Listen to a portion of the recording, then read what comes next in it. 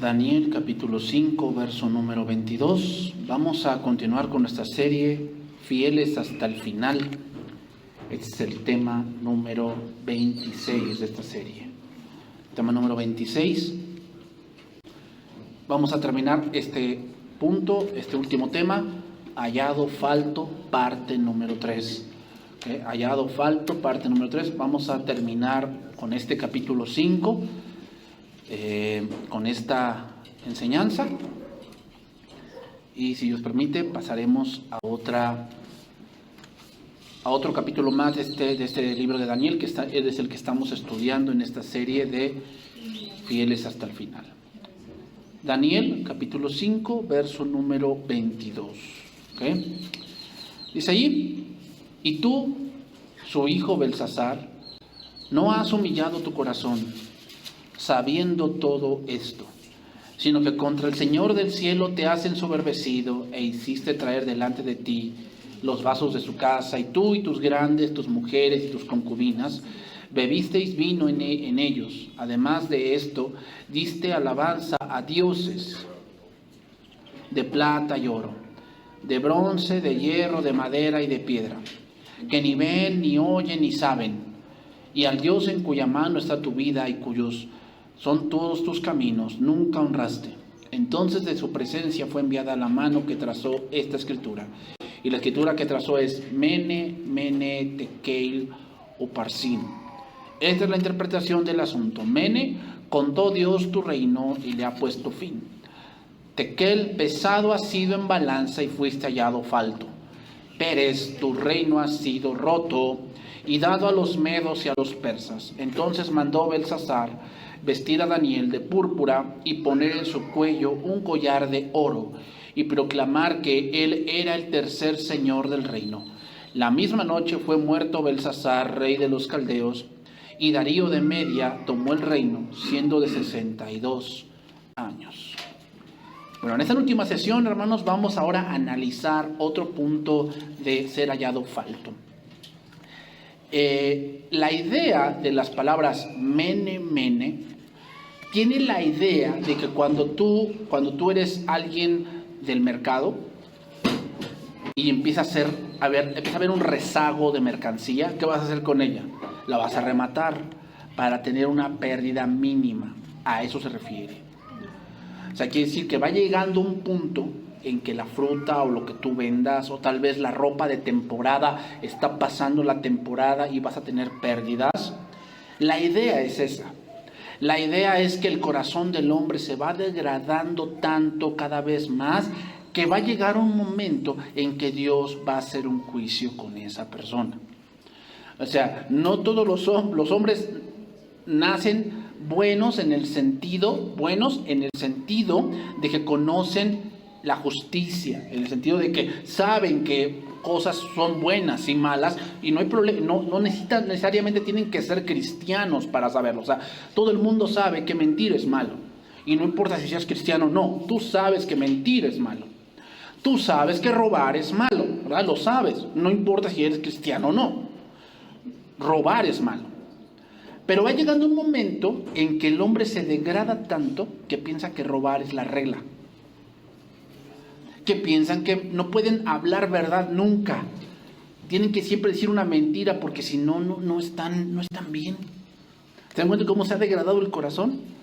O sea, el corazón se va degradando poco a poco hasta que llega un momento en que Dios tiene que hacer un juicio. Eso es lo que vamos a analizar esta última sesión.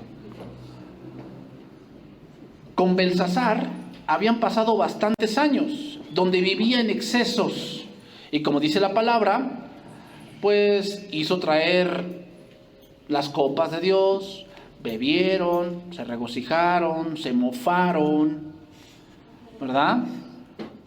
Entonces Daniel le dice que su corazón no es recto delante de Dios, que a pesar de que es el rey de Babilonia, su corazón no ha reconocido a Dios, no ha reconocido las obras de Dios desde su antecesor Nabucodonosor. Ahora, surge una pregunta aquí. ¿Por qué no le dio Dios una oportunidad a Belsasar como se la dio a Nabucodonosor? Ven que Nabucodonosor Dios lo hizo como una bestia, y pasaron 7 tiempos sobre él, y fue rociado con el rocío, y crecieron sus uñas y su cabello, pero dice que después recobró la conciencia y fue restituido. ¿Por qué con Belsasar no fue así? Como que ahí diríamos, pues qué injusto Dios, porque a unos sí les da chance y a otros no. Bueno, este rey no era un ignorante, hermanos.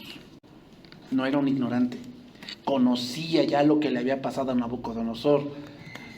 Pero te voy a decir algo, hermanos. No es lo mismo un hijo inconverso de una familia inconversa que un hijo inconverso de una familia cristiana.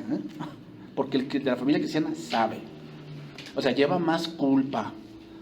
Porque ya sabe. Poquito o mucho, pero sabes. Pero sabes que lo que estás haciendo, que la forma en que estás viviendo, te va a traer una consecuencia. No es lo mismo de un hombre, o sea, también va a traer una consecuencia, pero un hijo de una familia incrédula, pues le enseña, la familia incrédula, pues en lo que él cree que es bueno. Pero el hijo incrédulo de una familia cristiana es distinto. Y aquel hijo que es incrédulo de una familia cristiana tiene mayor condenación. Belsasar tenía mayor condenación. ¿Por qué? Conocía la historia de Nabucodonosor, conocía todas las cosas que habían ocurrido, que los 3 varones que fueron echados al horno, que Nabucodonosor tuvo un sueño, que fue hecho como una bestia, y con todo eso se burlaba de Dios. Belsasar sin duda había escuchado lo que había sucedido con Nabucodonosor y el por qué había sucedido, pero él ignoró, y como faraón endureció su corazón, y como dice Romanos, ¿no? Romanos 1:18 en lenguaje actual: pero hay gente malvada, la cual no deja que otros conozcan la verdad acerca de Dios, y Dios, que vive en el cielo, está muy enojado con ellos. Esa gente sabe todo lo que puede saber acerca de Dios, pues Dios mismo se lo ha mostrado por medio de lo que Dios ha creado. Todos podemos conocerlo y también podemos ver su poder, así que esa gente no tiene excusa, pues saben de Dios, pero no lo respetan ni le dan gracias. No piensan más que en hacer lo malo y en puras tonterías. Creen que lo saben todo, pero en realidad no saben nada.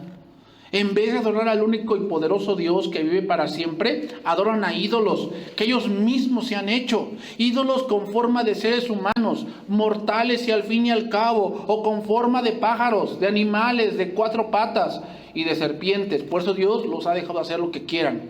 Y sus malos pensamientos los han llevado a hacer con sus cuerpos cosas vergonzosas. Miren, hermanos, hasta Nabucodonosor, con todos sus dones y con la impresionante lista de sus éxitos de campaña bélica y de Estado, admitió humildemente que Dios gobierna sobre el cielo. Pero Belsasar, cuyos logros ni siquiera eran semejantes a los de su antecesor, se creía más grande que Nabucodonosor. ¿Ven cómo es el corazón? Más degradado. Esto es lo que hoy está pasando con la sociedad el día de hoy. Por eso vemos que dicen, no, es que están sucediendo cosas terribles, más terribles que en mis tiempos. Eso quiere decir que el corazón del hombre se ha degradado más. ¿Y qué va a implicar eso, hermanos? Juicio. Que el juicio de Dios se acerca sobre esta tierra y sobre esta humanidad. ¿Por qué? Como en los días de Noé o como en los días de Lot. Le preguntaron a Belsasar, ¿de qué te enorgulleces? ¿Te has negado a humillarte ante el único y verdadero Dios a pesar de que no desconoces lo que ocurrió con Nabucodonosor cuando se tornó altivo? No solo has repetido su pecado, sino que lo has hecho a sabiendas de que lo hacías. Por eso es peor Belsasar. ¿Por qué? Porque él hacía las cosas a sabiendas que a Dios le desagradaba eso. Eso es peor, Por eso cuando tú vienes a la iglesia y escuchas la palabra y entiendes, tú tienes un compromiso con Dios. ¿Cuál? El de vivir lo que has entendido. Si tú no vives así, tú tienes una deuda. Y tarde o temprano te va a llegar la factura. ¿Por qué? Porque la palabra de Dios va a ser la que te condene. Porque delante de Dios en el juicio final le vas a decir, es que Señor, yo no sabía. Y yo estoy seguro, hermanos, o sea, no lo dice la Biblia, pero yo estoy seguro que con el gran poder de Dios te va a poner una grabación que estabas aquí sentado y que escuchaste. Y te va a decir Dios, ahí yo te estaba hablando, ¿cómo que no sabías? No, bueno, Señor, es que pues tú sabes. No. Y para empeorar las cosas, dice, te has vuelto contra el Señor de los cielos. ¿Quién crees que eres que te atreves a tomar los vasos de oro que una vez fueron dedicados al servicio del único Dios y dedicarlo a dioses paganos? Hermanos, qué profunda descripción del pecado nos presenta aquí Daniel. Pecar, hermanos, pecar no solo es hacer cosas perversas. Pecar no es solamente hacer cosas perversas, no es meramente un error de juicio o una acción impulsiva que se hubiese podido evitar si tan solo nos hubiésemos puesto a contar hasta 10, ¿no? Como decía el comercial. No, la esencia del pecado es el hecho de rebelarse contra la voluntad de Dios. Ese es el pecado. O sea, que tú sabes qué es lo que tienes que hacer y te rebelas, es un pecado mayor porque tú lo sabes. Entonces el pecado, hermano, no solamente que cometí un error, no. Los que les gusta el fútbol, esta semana se hizo una polémica, ¿no? Por un jugador que apuntaba con un láser desde un palco. Un propio jugador apuntándole con un láser a otro. Y todos ahí en las mesas, no, pues hay que ayudarlo, hay que apoyarlo con un psicólogo, No, es que el pecado allí no es solamente que cometió ese error, es que sabe que está mal y aún así lo comete. Es peor. Eso es peor. Entonces la esencia del pecado es el hecho de rebelarse contra la voluntad de Dios. El pecado es la criatura diciéndole a su creador, escucha Dios, te estoy hablando, esto es lo que quiero hacer. Y si no estás de acuerdo, no me importa. Por eso, hermanos, este movimiento feminista no es de Dios. Porque ellas están diciendo, Señor, tú me hiciste así, pero ¿sabes qué? A mí no me importa, yo quiero hacer esto. Y es un pecado mayor. Todo eso, hermanos, todos esos movimientos están acarreando juicio para este mundo. Entre más el pecado aumenta, dense cuenta, más la destrucción aumenta. Porque el que siembra para la carne, de la carne va a cegar corrupción. O sea, el pecado jamás va a traer algo bueno, hermanos. Jamás. Pablo dijo algo muy similar y vamos a leer esto, Romanos capítulo 11, verso 11. Entonces Pablo dijo algo muy similar para nosotros los creyentes, ¿no? Que debemos de ver y tener muy presente, hermanos, que porque vivir en los extremos es malo. Vivir en los extremos es malo. Va a traer graves consecuencias. La vida cristiana no es de extremos, es de equilibrio. ¿Qué? Tenemos libertad, pero no como ocasión para la carne. Pero tampoco vamos a ser ermitaños como los menonitas, ¿verdad? Que se aíslan allá por las montañas y no tienen electricidad y viven de las vaquitas y del campo y nada de la civilización, ¿no? Y todo ese tipo de cosas. Tampoco esto es lo que Dios quiere, hermanos. O sea, tú tampoco como cristianos debes de ser un ignorante de lo que pasa a tu alrededor. También, pues, obviamente nos enteramos por las noticias, por el internet, lo que está ocurriendo en el mundo. Es obvio que sí. ¿Por qué? Porque es obvio que vivimos en este mundo y que suba el dólar o que suba la energía eléctrica o que suba el agua te afecta. Es obvio que sí. Si tiembla, no creo que en tu casa no tiemble. Es obvio que sí. Pero, hermanos, no nos vamos conforme a la corriente de este mundo. Los extremos son malos. Romanos 11:11. Vamos a ver aquí algo que Pablo escribe que es muy puntual y que nosotros debemos tener bien presente, hermanos. Digo pues, ¿han tropezado los de Israel para que cayesen? En ninguna manera. Pero por su transgresión vino la salvación a los gentiles para provocarles a celos. Y si su transgresión es la riqueza del mundo y su defección la riqueza de los gentiles, ¿cuánto más su plena restauración? Ahorita voy a explicar este pasaje bien a qué se refiere. Porque a vosotros hablo, gentiles, por cuanto yo soy apóstol a los gentiles, honro mi ministerio. Versículo 14. Por si en alguna manera pueda provocar a celos a los de mi sangre y hacer salvos a algunos de ellos. Porque si su exclusión es la reconciliación del mundo, ¿qué será su admisión sino vida de entre los muertos? Si las primicias son santas, también lo son la masa restante, y si la raíz es santa, también lo son las ramas. Pues si algunas de las ramas fueron desgajadas y tú, siendo olivo silvestre, has sido injertado en lugar de ellas y has sido hecho participante de la raíz y la rica savia del olivo, no te jactes contra las ramas, y si te jactas, sabe que no sustentas tú a la raíz, sino la raíz a ti. Pues las ramas, dirás, fueron desgajadas para que yo fuese injertado. Bien, por su incredulidad fueron desgajadas, pero tú por la fe estás en pie. No te ensoberbezcas, sino teme. Porque si Dios no perdonó a las ramas naturales, y a ti tampoco te perdonará. Y ven en el versículo 22. Mira pues la bondad y la severidad de Dios.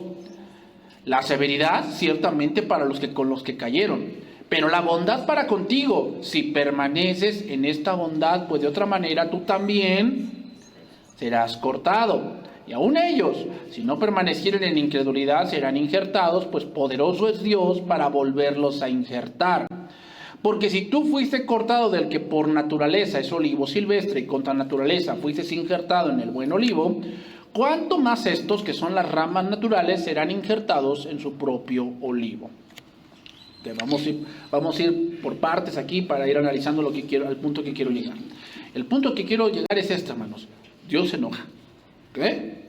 Porque muchos dicen, el Dios de la Biblia es todo amor y Él a todos al final va a salvar a todos. Eso sería injusto. Eso sería injusto.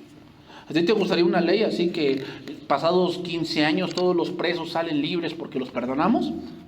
Yo creo que dentro de ti tú dirías, pues eso es injusto, ¿no? Pues imagínate. Pues ya sé que en 15 años salgo, ¿no? O sea, haga lo que haga, ¿no? Eso sería injusto, o sea, eso no sería amor. Dios se enoja, hermanos. Dios también se indigna. Dios es celoso, Dios es fuego consumidor. Debemos de ver las dos cosas de Dios, la bondad y la severidad de Dios. Aquí está hablando no de ser israelitas, hermanos, ¿eh? O sea, el hecho de que Dios nos haya unido al olivo, el olivo no es Israel, son las promesas que vinieron a través de Israel. ¿Qué? Sí. En el punto étnico, Dios eligió un pueblo. ¿Cuál? Israel. ¿Por qué eligió Israel? Pues porque Él quiso. Punto. O sea, así como eligió Israel, podía haber elegido a los franceses, a los italianos, a los españoles, pero Dios en su sabiduría eterna decidió elegir a Israel. Y por medio de Israel vinieron muchas cosas, que Pablo las explica en toda la carta a los romanos. Que ahí vienen las promesas, los patriarcas, ¿cómo se llama? De ahí vino las enseñanzas de la fe, y de ahí vino el Mesías. ¿Ok? Entonces, Pablo aquí está hablando no del Israel étnico que conocemos hoy. No. Porque a lo largo de la carta, Pablo pone por sentado que el verdadero Israel no es el de la sangre. Romanos 4 dice, porque el verdadero israelita no es el que es en la carne, sino en el corazón, hablando de la circuncisión. Y la circuncisión era una marca de un pacto, Y hermanos, el mayor perseguidor de la iglesia eran los judíos. Los primeros perseguidores de la iglesia fueron los judíos. Entonces, obviamente el Señor está hablando puntualmente que veamos su gracia, que hemos sido hechos participantes de una salvación que no merecíamos, ni mereceremos ni en 1,000,000 de años, pero también la severidad de Dios, que aunque los israelitas son descendientes de Abraham y con grandes genealogías y con grandes obras, fueron desechados. ¿Por qué? Porque no creyeron. Jesucristo mismo se los dijo en Juan capítulo 8. Yo sé que son descendientes de Abraham, pero ustedes quieren matarme. O sea, ustedes no son de Abraham, ustedes son de su padre el diablo. Y las obras de su padre quieren hacer. ¿Se dan cuenta? O sea, por eso nosotros nos llamamos hijos de Abraham. ¿Por medio de qué? De la fe, porque seguimos los pasos de fe de Abraham. Entonces aquí, cuando dice de la rica savia del olivo, ¿a qué se está refiriendo? No se está refiriendo a ser israelita, obvio que no. Se está refiriendo a participar de todas las promesas de la salvación, de todas las cosas que vinieron y que fueron predicadas, obviamente, por israelitas, pero no para hacerte israelita, sino para ser parte del Israel de Dios. Pero entonces quiere decir que Israel, el étnico que hoy conocemos, ¿no se va a salvar? Sí, algunos de ellos se van a salvar. Algunos de ellos se van a salvar. No todos por ser Israel, No. O sea, ellos no son especiales. No. Es un pueblo que tiene que creer. Pero ese pueblo es más duro que los gentiles. ¿Por qué? Porque creen que por medio de la ley y de sus obras se van a salvar.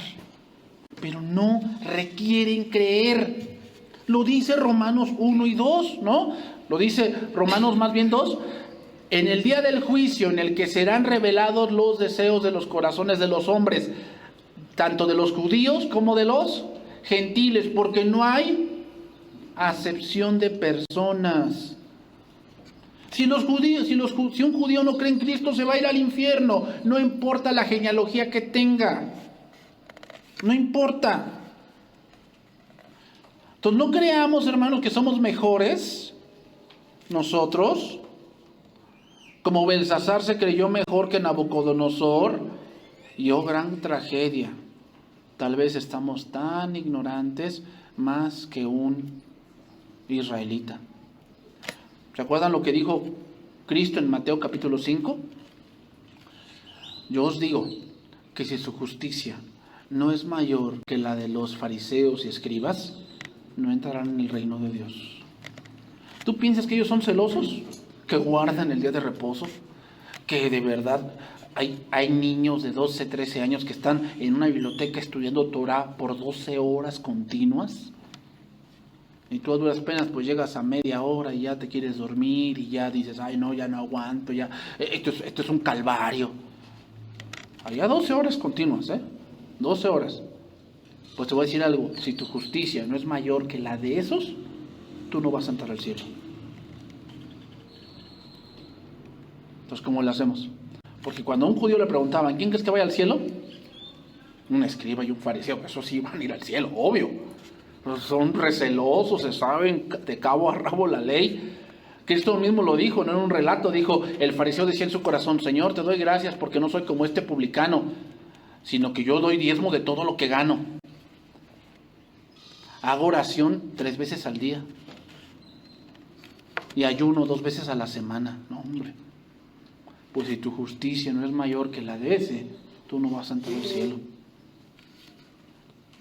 O sea, vean el grado de justicia que Dios tiene. Eso es lo que quiso poner Cristo. Que la única manera de llegar al cielo es por Cristo. Es la única manera. No vas a llegar al cielo por lo bueno que crees que te portes. No. Si tu justicia, ¿tú conoces a alguien religioso? Tú dices, yo conozco al padrecito de la parroquia de mi colonia. No, hombre, de verdad, un hombre. Bueno, si tu justicia no es mayor que la de ese padrecito, tú no vas a entrar al cielo. O sea, no te creas muy bueno. Mira pues la bondad y la severidad de Dios. Israel se creía mejor que todos los pueblos. Pero cuando vemos las escrituras de cómo se portaba de idólatra, era peor que las naciones cananeas. Era peor. ¿Por qué peor? Porque él sí conocía al Dios verdadero y aún así se prostituía con los ídolos.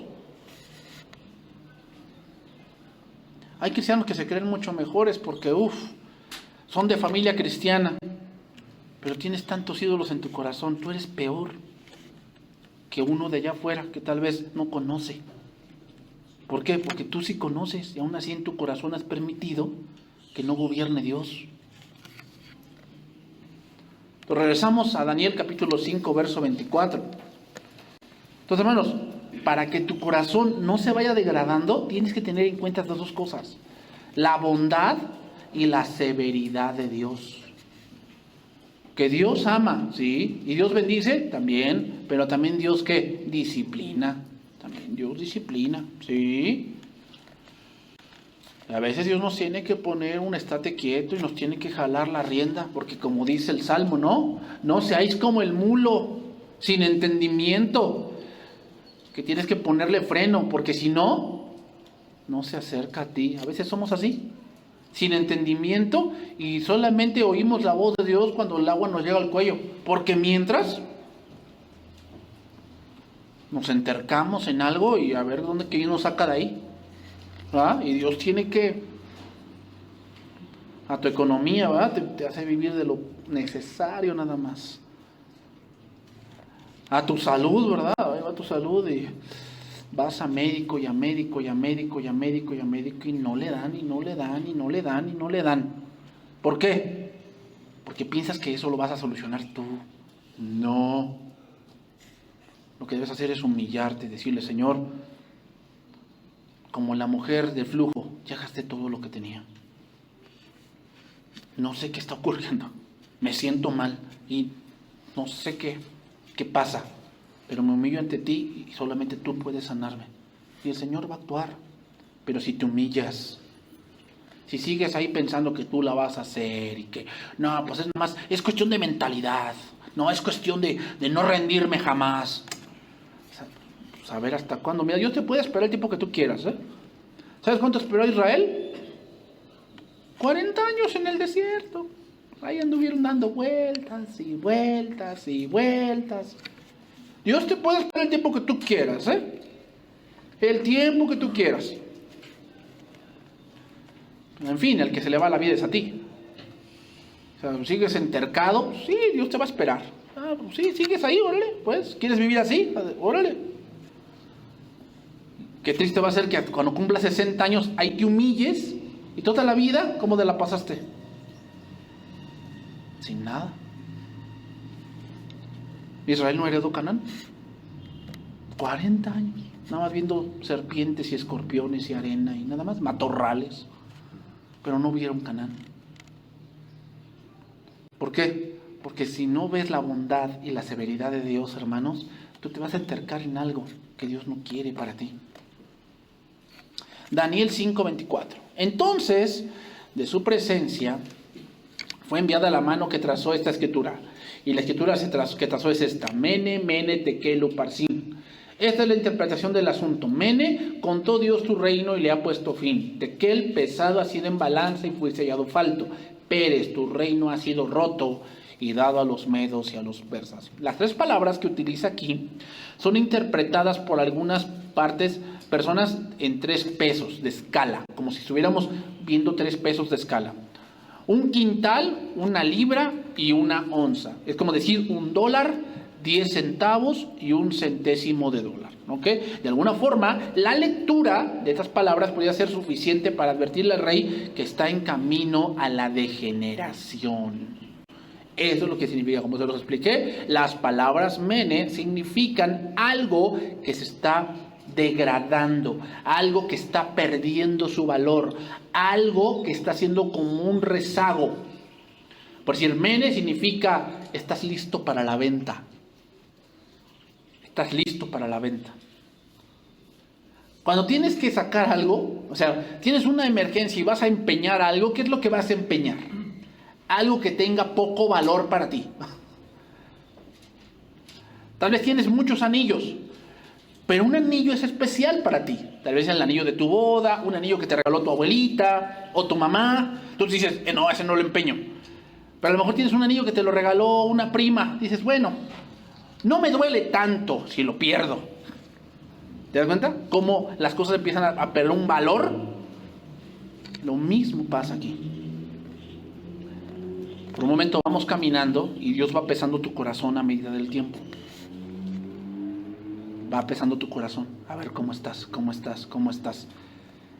Y cuando ve Dios que tu corazón ya no es recto, Dios va a traer algo para que te vuelvas a Él.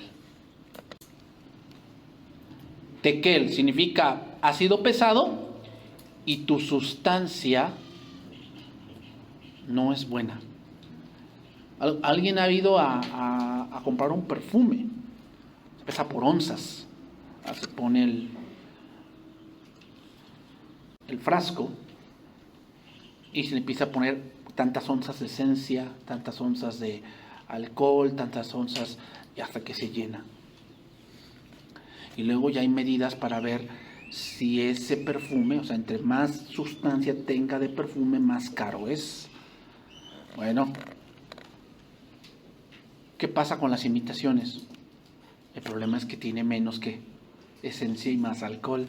Eso es lo que significa tequel, que tu esencia se ha perdido por algo más. Y pere significa vas a ser dividido.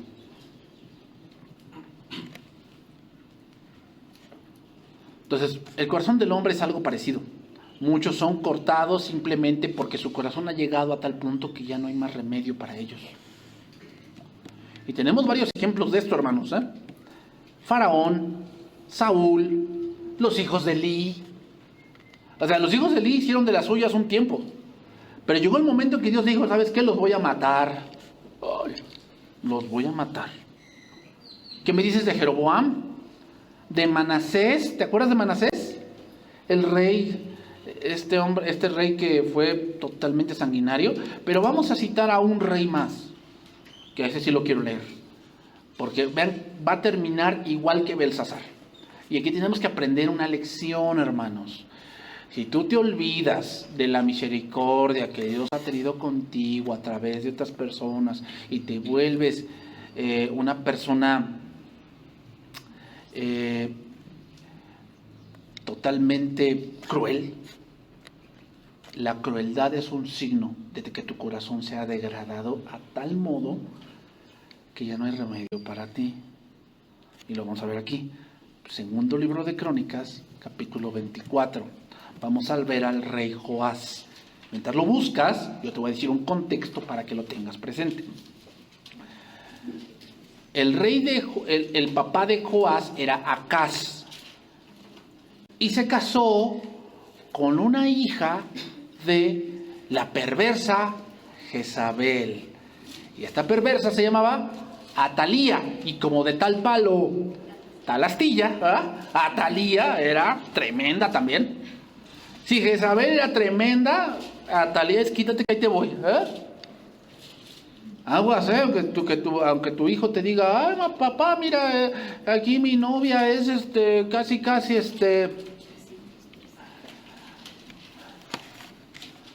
la reina del maizal.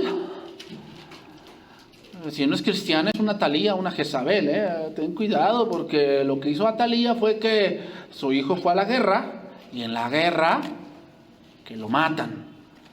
¿Y sabes qué hizo Atalía? Empezó a matar a todos sus nietos. La hermana Atalía, ¿verdad?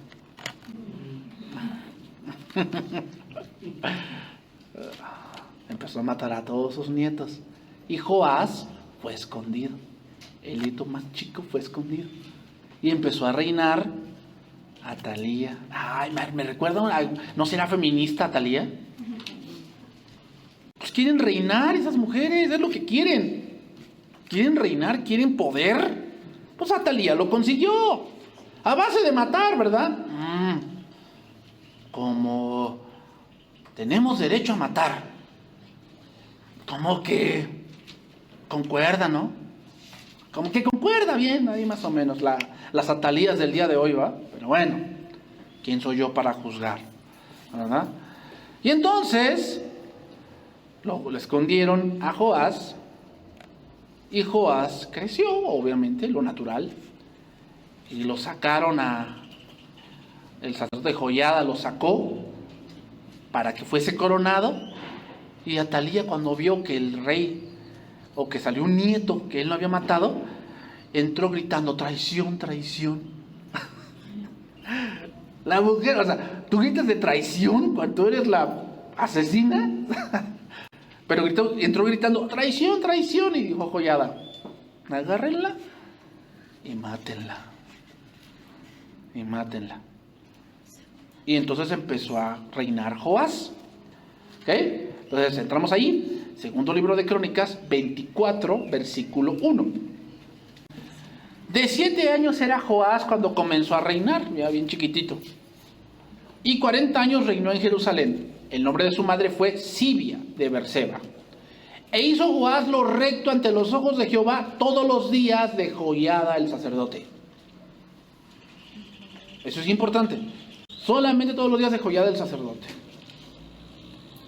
Y Joiada tomó para él 2 mujeres y engendró hijos e hijas. ¿Por qué? ¿Por qué hizo esto Joiada? ¿Qué no se supone que decía la ley que no tomará muchas mujeres? Sí, dice ahí. Pero recuerden que él era el único hijo que quedaba de la dinastía de David.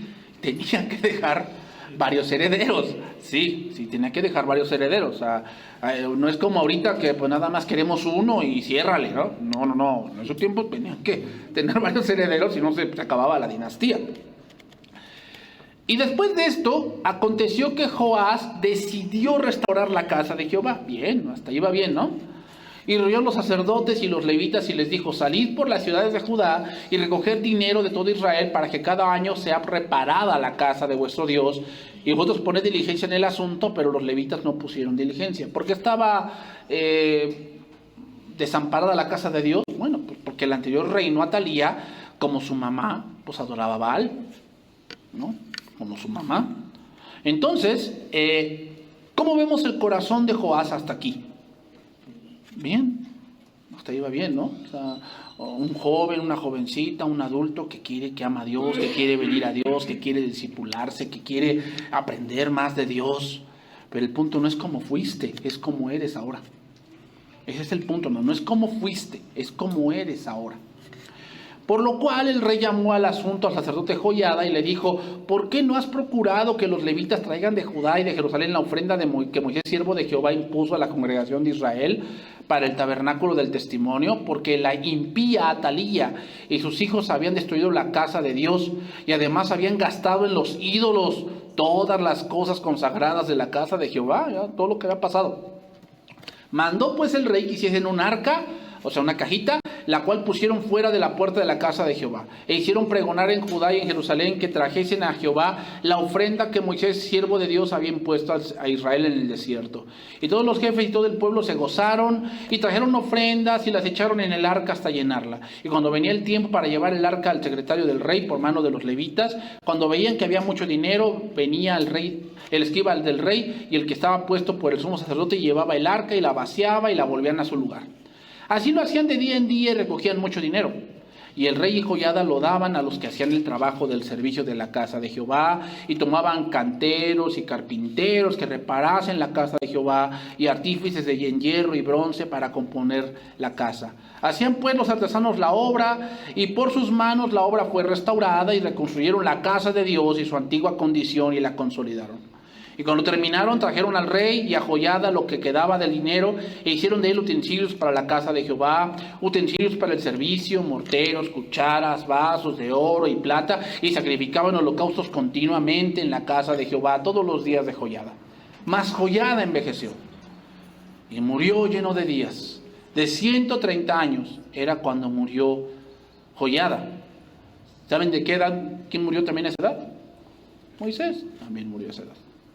Entonces, lo sepultaron en la ciudad de David, con los reyes. ¿Verdad lo que dice? Con los reyes. O sea, fue tomado como alguien con mucha sabiduría, con un corazón recto, con un corazón que amaba a Dios, y para con Dios y con su casa. Pero muerto Joiada, vinieron los príncipes de Judá y ofrecieron obediencia al rey. Y el rey los oyó. Y desampararon la casa de Jehová, el Dios de sus padres, y sirvieron a los símbolos de acera y a las imágenes esculpidas. Entonces la ira de Dios vino sobre Judá y Jerusalén por su pecado. Comenzó bien, queriendo la ley de Dios, queriendo estar en la casa de Dios. Una cosa he pedido y esta buscaré, que esté en la casa de Jehová todos los días de mi vida. Puedes comenzar bien, pero como te lo dije, hermano, no es como comenzaste, es como estás ahorita. ¿Cómo estás ahorita? Y les envió profetas para que los volviesen a Jehová, los cuales les amonestaron, mas ellos no los escucharon. ¿Se dan cuenta cómo se va degradando? La primera degradación, abandonas lo que antes era precioso para ti. Empiezas a dejar de venir a la iglesia, pones cualquier pretexto tonto, ¿no? Cualquier pretexto tonto, ¿no? Que tienes que pagar no sé qué, que tienes que pagar, creo que la parcela que tienes allá atrás de 2x2, y por eso no vienes a la iglesia. Y toda la cosa, ¿no? Tú dices, y cuando oigo ese tipo de excusas, yo nada más te digo, hermano, mira, no es a mí a quien se lo haces. Si pones ese tipo de excusas, yo espero que tu parcela, cuando tú tengas problemas y estés con el agua aquí, tu parcela te ayude. Hermanos, debemos ser celosos de lo que Dios nos ha dado. Debes de ser celoso de lo que Dios te ha dado. Nada es más importante que tu comunión con Dios. Entonces el Espíritu de Dios vino sobre Zacarías, hijo del sacerdote Joiada. Y puesto en pie, donde estaba más alto que el pueblo, les dijo, así ha dicho Jehová, o así ha dicho Dios, ¿por qué quebrantáis los mandamientos de Jehová? No os vendrá bien por ello, porque habéis dejado a Jehová, él también os abandonará. Pero ellos hicieron conspiración contra él, y por mandato del rey, lo apedrearon hasta matarlo en el patio de la casa de Jehová. Así el rey Joás no se acordó de la misericordia que Joiada, padre de Zacarías, había hecho con él.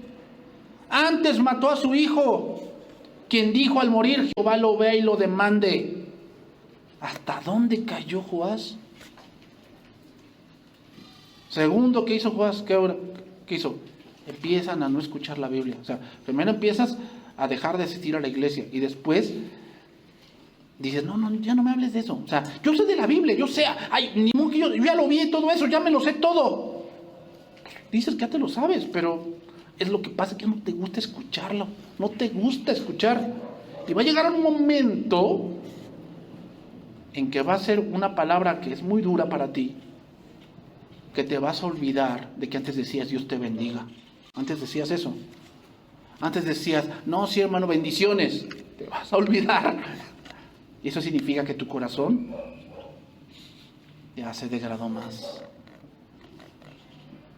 A la vuelta del año, subió contra el ejército de Siria y vinieron a Judá y a Jerusalén y destruyeron en el pueblo a todos los principales de él y enviaron todo el botín al rey de Damasco. Porque aunque el ejército de Siria había venido con poca gente, Jehová entregó en sus manos un ejército muy numeroso, por cuanto habían dejado a Jehová el Dios de sus padres. Así ejecutaron juicios contra Joás. Y cuando se fueron los sirios, lo dejaron agobiado por sus dolencias, y conspiraron contra él sus siervos a causa de la sangre de los hijos de Joiada, del sacerdote, y lo hirieron en su cama, y murió. Y lo sepultaron en la ciudad de David, pero no en los sepulcros de los reyes. O sea, fue tomado como un rey que sí reinó, pero no es digno de ser recordado. No es digno de ser recordado. Pensamos el corazón del principio, hermanos. Veamos un corazón entregado a Dios, un corazón interesado por agradar a Dios. Pero cuando el yugo del sacerdote fue quitado, el corazón se iba degradando hasta que el punto más bajo fue matar al hijo de aquel que le había salvado la vida. Por mandato del rey, varias personas se unieron para conspirar. Hermanos, no hay nada más horroroso que aquel que paga mal por bien. No hay nada más horroroso que aquel que paga mal por bien. Lo que hizo Joiada con Joás se describe adecuadamente con una palabra hebrea llamada chesed. Chesed. Chesed tiene diferentes terminologías o definiciones. Pero algunas son lealtad, agradecimiento, misericordia, admiración. Pero una de las cosas que tiene chesed significa cuidar en extremo. Cuando dice, y Joiada cuidó de él, significa nadie más se interesó en Joás que Joiada. Recuerden, yo me imagino esto, Atalía lo que hizo fue empezar a matar a sus nietos y empezar a sacar edictos, ¿no? Cualquiera que sepa del paradero de fulano hijo del rey, del fulano, hijo, tráigalo, le daremos una recompensa. Y aquel que no diga, va a ser ahorcado, un decir, ¿no? No lo dice la Biblia, pero por lo general los reyes malvados eso hacen. Entonces dicen, no, pues sabes que aquí está Joás, yo no lo cuido. Me agarra a Talía y adiós a mi vida y a mi familia, ¿no? Y Joiada, ¿qué hizo? Algo que nadie más quería hacer, tener misericordia de él. Cualquiera que tuviera misericordia con él incurriría en la ira de Atalía, si ella lo descubría. No obstante, Joiada y su esposa no reaccionaron con la respuesta normal de temor ni con el deseo de ganar el favor del poderoso. Pensaban en las promesas de Dios que habían ligado tan firmemente a la casa y al linaje de David. Vivieron con base en ellas y produjeron acciones fieles, constantes y leales. Lo que Joiada y Jozabed hicieron requirió fe, más que ánimo y decisión. La fe que no actúa con base en lo que se ve, sino que razona y vive en base a las promesas de Dios. Es difícil, hermanos, llegar a entender cómo pudo alguien haberse olvidado de esa misericordia. Pero Joás la sacó de su mente con indiferencia y dio tranquilamente la orden de matar al hijo de aquel que lo había salvado. No hay peor degradación que esa. No hay peor degradación que esa, hermanos. Concluimos entonces. Vámonos por la parte final y concluimos. Daniel capítulo 5, verso 29. Vean cómo, así como murió Joás, va a morir Belsasar. ¿Por qué? Tienen el mismo corazón. Entonces, Daniel 5, 29, para ir terminando, mandó Belsasar vestir a Daniel de púrpura y poner en su cuello un collar de oro y proclamar que él era el tercer señor del reino. ¿Cuánto duró ese nombramiento? Pues nada más esa noche, porque después dice, la misma noche fue muerto Belsasar, rey de los caldeos. Igual que Joás, ¿no? Igual. Conspiraron contra él en su lecho, lo mataron. Y Darío de Media tomó el reino siendo de 62 años. Ahí se dan cuenta, hermanos, que los nombramientos del mundo, pues, hoy son y mañana quién sabe. Hoy son y mañana quién sabe. Igual que Joás, ¿por qué? Bueno, pues porque su corazón se había degradado a tal grado que lo único que quedaba era cortarlo. Era como una mercancía que se estaba rezagando y que lo único que quedaba es sacarla, a como dé lugar. ¿Ah? El Señor cortó no solo a este rey, sino el reino. El reino también. Ser hallado falto, hermano, es porque tu corazón se ha degradado tanto que ya no hay más remedio que cortarte. No hay más remedio que cortarte.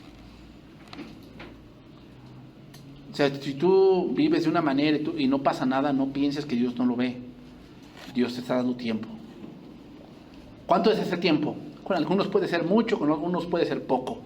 Pero Dios es el Dios de la misericordia. Pero mira pues la bondad y la severidad de Dios. No siempre va a haber tiempo. No siempre. Tal vez iniciaste bien. Tal vez iniciaste con un corazón fervoroso, con un corazón deseoso de obedecer al Señor, porque te ocurrió alguna desgracia. Pero no es lo que fuiste, sino lo que eres ahora. ¿Cómo tienes el corazón ahora? ¿Es el mismo? ¿Deseoso de conocer a Dios? ¿Deseoso de cumplir su palabra? ¿De discipularte? ¿De amar a Dios sobre todas las cosas? ¿Es el mismo? ¿O algunas cosas ya han ocupado tu corazón y se está degradando? Ya piensas que no ir a la iglesia no es para tanto. No es para tanto. Ay, porque no vaya un día. Antes no decías eso. Antes no decías eso. ¿Por qué ahora lo dices? ¿Cuál es la razón? Analízalo. ¿Por cuál? ¿Cuál es la razón por la cual ahora lo dices así? Porque antes no había nada más importante que Dios y ahora sí lo hay. ¿Por qué? ¿Cuál es la razón? ¿Qué te pasó? Y no solo eso, ahora la palabra la has olvidado. Sí, tienes Biblias de estudio y de grandes referencias. Qué bueno que las tengas. ¿Las abres? Porque el conocimiento no se pasa por ponerle la mano, ¿eh? Hay que leer la palabra de Dios, escudriñar las Escrituras, porque en ellas os parece que está la vida eterna. Joás al final olvidó las misericordias y Belsasar también. Joás se volvió a la idolatría, Belsasar también. Joás mató al hijo de aquel que le había hecho bien. Belsasar mató la memoria de Nabucodonosor. ¿Por qué? Perdió el reino. Entonces, hermanos, con eso concluyo. Ser hallado falto es no saber en qué tiempo vives. Y también es saber que tu corazón está tan degradado que lo único que queda hacer contigo es cortarte. Es lo único que queda hacer contigo. Es como un pie, como una mano que le dio gangrena. Y se hace lo posible por salvarla. Pero cuando no es posible, ¿qué se hace? Se corta. Porque si no puede, ¿qué? Contaminar al cuerpo. Un corazón que está enfermo así, hermanos, tiene que ser cortado. Tiene que ser cortado. Por eso, es momento de que te analices. Hazte un examen. ¿Sigues amando a Dios igual? La importancia de la Biblia y de la palabra y de la iglesia es igual que hace 5 años que existías o que llegaste aquí. ¿Es igual o algo ya cambió? ¿Qué cambió? ¿Por qué? No, bueno, es que esto y el otro. Y eso es más importante que aquel que ha hecho todo por ti. ¿Es más importante? Tú respóndele a Dios. Si eso es lo más importante. Vamos a orar y vamos a terminar este tiempo.